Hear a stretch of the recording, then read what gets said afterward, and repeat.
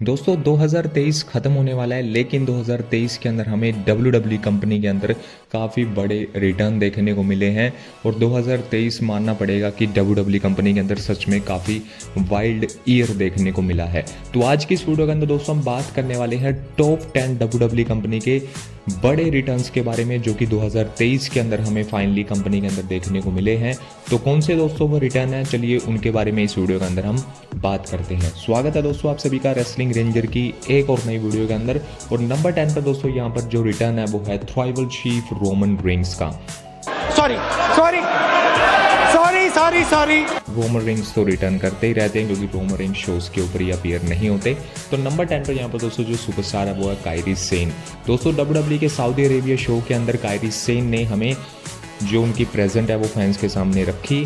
Kairi Sen का हमें WWE company के अंदर रिटर्न देखने को मिला, और अभी जो फिलहाल है वो हमें डैमेज कंट्रोल के फैक्शन के साथ देखने को मिल रही हैं।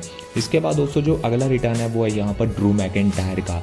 ड्रू मैकिंटायर दोस्तों रेसलमेनिया के बाद उन्होंने कंपनी से थोड़ा सा टाइम ऑफ लिया। इसके बाद money in the bank premium live event जो कि यूके लंदन के अंदर हुआ था, वहाँ पर उन्होंने गुंथर के सामने अपना रिटर्न किया। और इसके बाद उन्होंने सिंपली गुंथर को चैलेंज भी किया इंटरकॉन्टिनेंटल चैंपियनशिप के लिए समर स्लैम के अंदर। तो इस तरीके से ड्रू मैकिंटायर ने 2023 के अंदर अपना रिटर्न किया।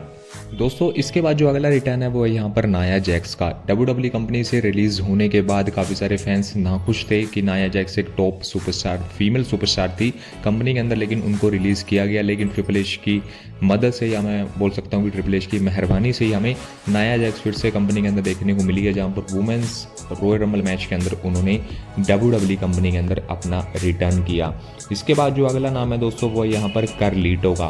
दोस्तों बैकलैश जो कि WWE का प्रीमियम लाइव इवेंट हुआ था, वहाँ पर दोस्तों पर तरीकों से ये शो हुआ था, वहाँ पर हमें कार्लिटो का रिटर्न देखने को मिलता है, जो कि वहाँ पर मैच हमें देखने को मिला था। आई थिंक बैड बनी वर्सेस डेमन प्रीस्ट के बीच में ये मैच हुआ था, और उसी मैच के अंदर हमें कार्लिटो का फाइनली कंपनी के अंदर रिटर्न देखने को मिला था। इसके बाद दोस्तों जो अगला रिटर्न था वो था दोस्तों 2023 के अंदर the dead man the phenom the Undertaker का।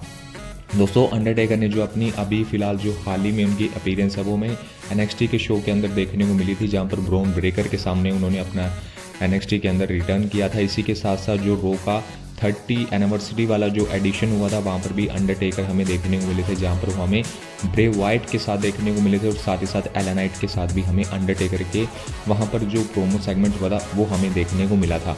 इसके बाद दोस्तों जो अगला रिटर्न था 2023 का वो था दोस्तों कोडी रोड्स का। दोस्तों अपने पूरे एक साल तक उन्होंने जो उनको इंजरी हो गई थी अपनी आर्म के ऊपर, उसको दोस्तों उन्होंने रिकवर किया, और रॉयल रंबल मैच के अंदर उन्होंने अपना रिटर्न किया। साथ ही साथ रॉयल रंबल मैच को उन्होंने जीता, और इसी के साथ साथ उन्होंने रेसलमेनिया 39 को भी मेन इवेंट किया against the tribal chief Roman Reigns. इसके बाद दोस्तों जो अगला वाइल्ड रिटर्न था, और ये रिटर्न दोस्तों वाकई में काफ़ी शॉकिंग था, क्योंकि ये रिटर्न था दोस्तों द ब्रामा बुल द रॉक का। दोस्तों स्मैकडाउन के शो के ऊपर कोई रूमर नहीं, कोई रिपोर्ट नहीं, कोई हमें सोर्स के अकॉर्डिंग कुछ ऐसा सुनने को नहीं मिला। सिंपली दोस्तों द रॉक का हमें रिटर्न देखने को मिलता है स्मैकडाउन के शो के ऊपर, और बूम जो क्राउड ने ओवेशन दिया द रॉक को, जो रिएक्शन दिया वो काफ़ी कमाल का था। तो इस तरीके से 2023 के अंदर हमें द रॉक का फाइनली स्मैकडाउन के शो के ऊपर, या मैं बोलूँ कि WWE कंपनी में रिटर्न देखने को मिला था। दोस्तों इसके बाद जो हमें अगला रिटर्न देखने को मिला था वो था 16 टाइम वर्ल्ड चैंपियन सी नेशन लीडर जॉन सीना का। दोस्तों जॉन सीना का जो रिटर्न है वो रेसलमेनिया से पहले ही हमें देखने को मिल गया था, जहां पर रेसलमेनिया से पहले उन्होंने ऑस्टिन थ्योरी के साथ अपनी फ्यूड को कंटिन्यू किया था। और जॉन सीना की जो लास्ट अपीयरेंस है वो हमें 2023 के सितंबर महीने के अंदर देखने को मिली थी। तो ओवरऑल दोस्तों जो 2023 के अंदर जॉन सीना ने अपनी अपीयरेंस की है वो काफ़ी ज़्यादा की है। हमें जॉन सीना रेगुलर लगभग 2 महीनों के करीब लगातार WWE के टीवी शोज़ के ऊपर देखने को मिले हैं, और ये हम सभी फैंस के लिए काफ़ी खुशी की बात थी।